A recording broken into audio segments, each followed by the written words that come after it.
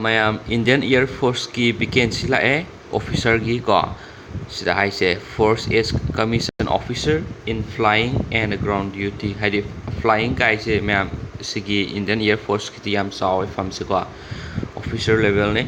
adu kana magi form se mayam asi tasing nama ki form thajin ba yaba matam si moi sida haire jun gi tang ama dagi na jun gi tang kunthra phopa lightly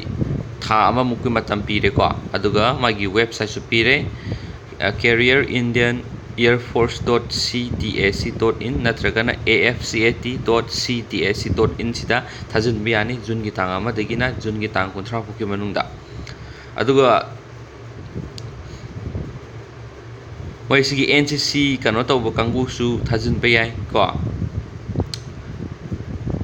aduga me mai gi se laiba vacancy se amana flying branch ki and amana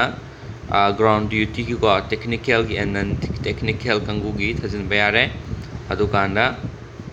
mai gi sida vacancy bithu pet branch course number and vacancy and ko AFCAT entry gi mine branch bi je flying ne ground duty ne technical gi ground duty ne non technical gi mai vacancy wise superior yengo NCC special entry NCC kangu gi na flying da ko aduga meteorology entry gi na meteorology gi da mai gi kano vacancy wise course number loine pithoe maru oiba singji ma mai happy herake nupa nupi loina me apply to bi aduga flying branch amasu ground duty ani gi post da flying branch ki oina mai gi sahi se kundagi na kun mari foki manung da laiboi gadabani aduga ground duty ko technical or non technical kangu gi di magi sahi se kundagi na kun taru foki manung da laiboi gadabani aduga akupa moron to pakhang hairaga di official website inga sahai ki bi sangaga notification download tawraga loina check to bu yagani ko aduga mo sida physical fitness ki matang na su kano tagi yengo haire aduga magi sida salary se mogi level 10 digi haunai haidi 56,100 tagina 1 lakh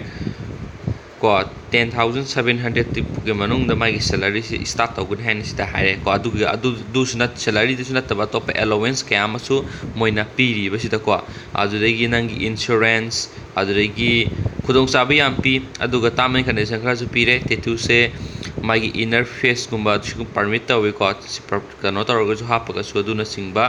adudagi sahi se candidate below 20 kun gamba sahi kun gamba gi makha laiba kangu do unmarried oigadabani haibana singba adu travel allowance na singba ko yam allowance wi kre mayam si se khudong saba lobiu aduga atopa nang hetak question hangni mo khoning malairaga su ko query lairagadi my moinsi official website to my sida number piriba 0202550310 natragan asi piriba number ma'am sida contact taroga khangna biba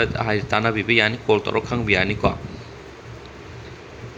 amuka suhana form si tang jun gi tang ama dagina jun gi tang kunthra phuke mlung na thajin bibi ani Indian Air Force ta vacancy se kai enable aise flying officer mane aduga amana ground duty the technical gi or non technical branch ki ne lai se to ma'am si form sajin bi okupa maron to khangning gadi my official website se video ge link da pamge adu sanga kanda kano to bi download to kan yeng bi ko aduga maru oiba sing de hai khre adu video si size solution jarage and thank you so much guys bye bye